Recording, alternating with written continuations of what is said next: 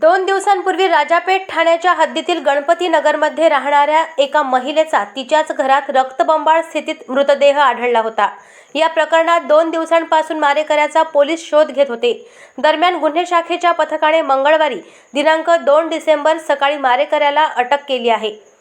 मारेकरी हा मृतक महिलेचा पतीच निघाला असून त्याचे 3 महिन्यांपूर्वीच लग्न झाले होते।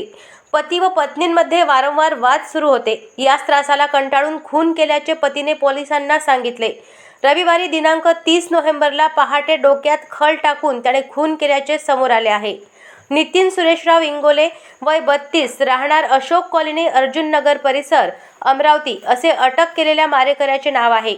नितीन इंगोले हा राज्य शासनाच्या पाणी पुरवठा व स्वच्छता विभागांतर्गत येणाऱ्या भूजल सर्वेक्षण आणि विकास यंत्रणा या विभागात प्रयोगशाळा सहाय्यक या पदावर कार्यरत आहे। त्याच मध्यरात्री नितीनने खलाने पिंकीच्या डोक्यावर हल्ला चढवला आणि तसेच तिचे डोके भिंतीवर व पिल्लरवर मारले।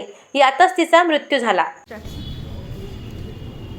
दिनांक 30 नोव्हेंबर 2025 रोजी सायंकाळी 7 वाजताच्या दरम्यान मयत नामे नीलिमा संजय खरबडे वय अंदाजे 45 वर्षे हिचा खून झाल्याचे राजापेठ पोलीस स्टेशनला कळविण्यात आले। त्यावरून राजापेठ पोलीस स्टेशनला गुन्हा रजिस्टर नंबर 738/25 खुनाचा गुन्हा दाखल करण्यात आला। कलम 103(1) तसेच 238 भारतीय न्याय संहितेप्रमाणे गुन्हा दाखल करण्यात आला होता।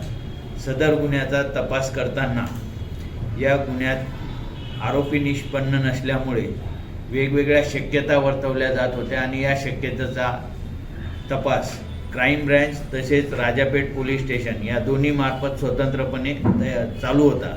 यामध्ये आज क्राईम ब्रँचनी यामधील आरोपी नामे नितीन सुरेशराव इंगोले वय 32 वर्ष यास ताब्यात घेतलं आणि त्याच्याकडे सविस्तर चौकशी केली असता सदर आरोपितांनी सदरचा गुन्हा केल्याबाबत कबुली दिलेली आहे। सदर गुन्ह्याचा तपास चालू आहे।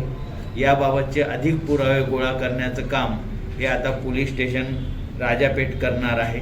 क्राईम ब्रँचनी असा हा गुन्हा उघडकीस आणण्यासाठी माननीय पोलीस आयुक्त साहेब तसेच DCP क्राईम यांनी मार्गदर्शन केलं आणि त्यांच्या मार्गदर्शनाखाली हा गुन्हा डिटेक्ट करण्यात आलेला आहे आणि पुढील तपास आणि पुरावे गोळा करण्याचं काम राजापेठ पोलीस स्टेशन मार्फत करण्यात येणार आहे।